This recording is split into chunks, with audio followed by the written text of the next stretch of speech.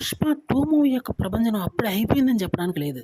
ఇప్పటికి సంచలనాలు సృష్టించే విధంగా ఈ మూవీ దుమ్ము దులిపేసింది. నెట్‌ఫ్లిక్స్‌లో గూడా టాప్ లేపిందని చెప్పాలి మరి.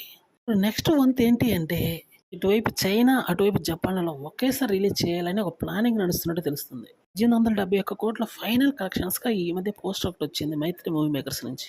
కానీ నెక్స్ట్ అయితే ఈ 2 కంట్రీస్‌లో మూవీని ఖచ్చితంగా రిలీజ్ చేయాలని చూస్తున్నారు. ఇది జరిగితే మాత్రం మూవీ నంబర్ 1 ప్లేస్‌కెళ్ళే అవకాశం ఉంది.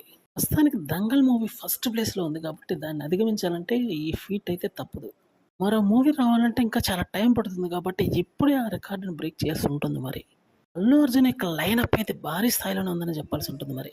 అటు అట్లీ అని, ఇటువైపు త్రివిక్రమ్ అని, మరోవైపు బాలీవుడ్ డైరెక్టర్ అని, ఇలా పేరున్నటువంటి డైరెక్టర్స్ అందరి డైరెక్షన్‌లో మూవీ చేసే అవకాశం ఉందని ఒక గట్టి రూమర్ వినిపిస్తుంది.